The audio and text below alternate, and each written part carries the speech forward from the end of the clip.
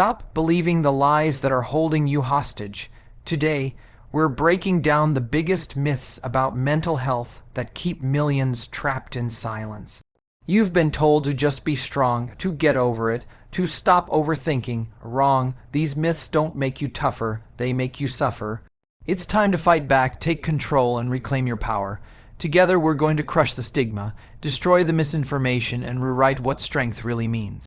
Let's conquer the world by finally understanding what true mental health looks like. Let's do this. Myth: mental illness means you're weak. Truth: it takes strength to face what's happening inside your mind. Action: reframe weakness as courage. Seeking help is a form of strength, not surrender. You know, one of the biggest lies we've been told, and it still blows my mind, is that struggling with your mental health somehow makes you weak. Like, really, we've romanticized this idea that strength means never breaking, never crying, never asking for help. But let's be honest, real life doesn't work that way. When your mind is fighting against you, when every morning feels like climbing a mountain just to get out of bed, and you still show up, that's not weakness. That's raw strength. We live in a culture that celebrates the grind, the hustle, the "I'm fine" mask, but pretending everything's okay when it's not. That's not bravery, that's survival mode, and it's exhausting. What actually takes courage is facing yourself, saying, "Hey, I'm not okay right now." That single moment of honesty is the real turning point. Because when you face what's going on in your head instead of running from it, you're not giving up, you're gearing up for the fight of your life. So let's flip the script. Strength isn't about how much pain you can hide. It's about how real you're willing to get. It's about being brave enough to ask for help, to start therapy, to admit that healing takes time. That's the kind of strength that changes lives, not just yours, but everyone watching you. Finally choose yourself. Myth: you can just snap out of it. Truth: mental health struggles aren't mood swings, they're complex biological, emotional, and social conditions. Action: encourage viewers to treat mental health like physical health. Both need care and time. How many times have you heard someone say, "just snap out of it"? Like depression, anxiety, or burnout is some switch you can just turn off if you try hard enough. It's one of those things people say when they don't understand what's really going on. But mental health doesn't work like that. You can't just will yourself to be better, the same way you can't will a broken bone to heal faster. When someone's battling anxiety, their body is literally flooded with stress hormones. When they're depressed, their brain chemistry changes. It's not laziness, it's biology. And yet, we still act like it's a choice. The truth is, mental health issues are real medical conditions that need real treatment, patience, and compassion. If someone could just get over it, they would have done it already. No one wants to feel trapped in their own mind. And here's the crazy part. Telling someone to get over it doesn't motivate them. It isolates them. It makes them think they're the problem, when in reality, they're fighting something incredibly complex and human. Healing doesn't come from pretending you're fine. It comes from understanding what's happening, getting the right help, and giving yourself permission to heal at your own pace. So next time you or someone you care about is struggling, skip the snap out of it. Try "I've got you." Try listening, supporting, being there. Myth: therapy is only for people who are crazy. Truth: therapy is for everyone who wants to grow, heal, and understand themselves. Action: normalize therapy as a sign of emotional intelligence and self-awareness. Let's talk about therapy, because somehow it's still one of the most misunderstood words out there. For years, people have whispered it like it's a dirty secret. "Oh, they're in therapy," as if that automatically means something's wrong with them. But here's the truth. Therapy isn't a sign that you're broken. It's a sign that you're brave enough to understand yourself. It's not just for people in crisis.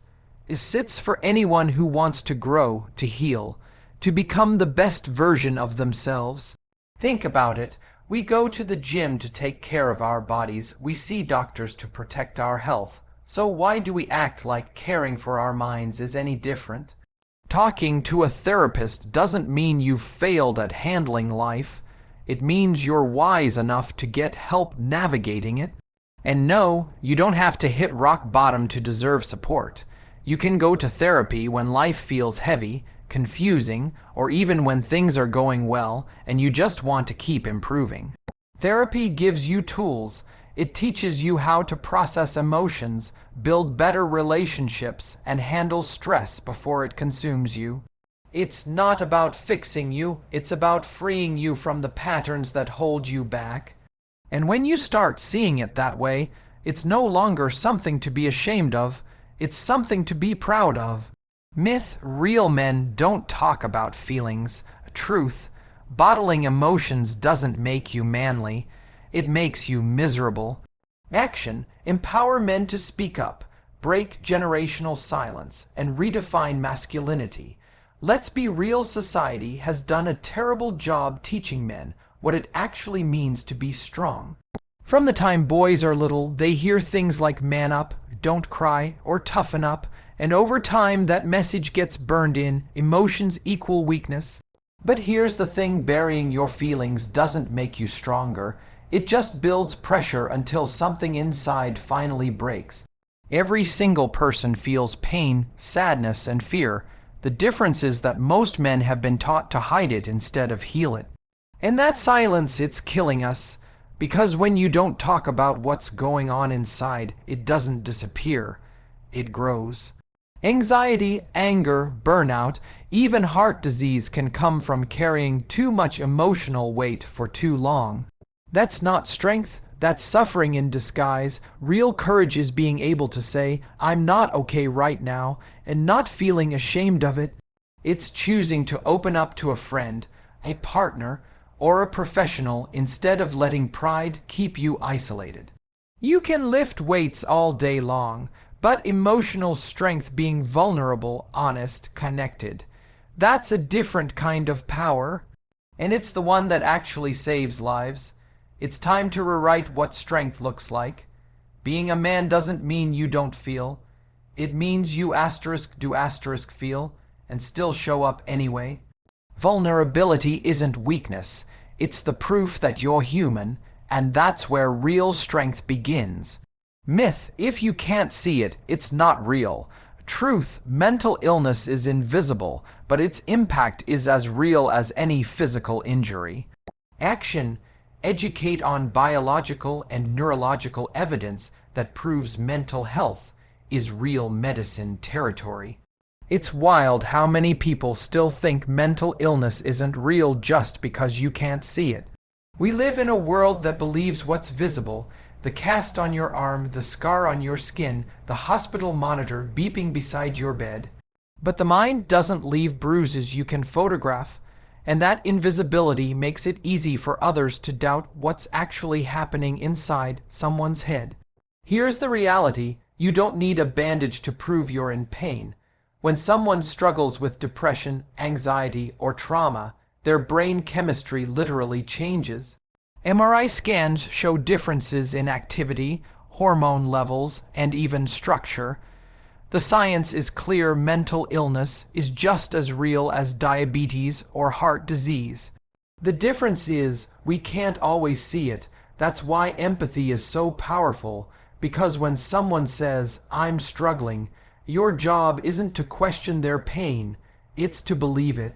Invisible doesn't mean imaginary. It means internal, complex, and deeply human. The more we understand that, the more people will get the help they deserve instead of suffering in silence. So let's stop acting like what we can't see doesn't exist. Just because the wound is in the mind doesn't mean it's any less real or any less deserving of care. Myth: talking about mental health won't change anything. Truth: every conversation chips away at stigma. Action: call your audience to act, share stories, support others, and become part of the movement changing how society sees mental health. You've probably heard people say, what's the point of talking about it? It won't change anything. And I get it. When something feels huge and messy, it's easy to believe your voice won't make a difference. But here's the truth. Every single conversation about mental health matters. Every time you open up, you give someone else permission to do the same. That's how change actually starts, not in massive moments, but in honest ones. For too long, silence has been the thing holding people back. When no one talks about anxiety, depression, or trauma, it keeps those who suffer feeling isolated, ashamed, and convinced they're alone. But the moment someone says, "Yeah, me too," that isolation starts to crack. That's when community begins to replace stigma and empathy replaces judgment.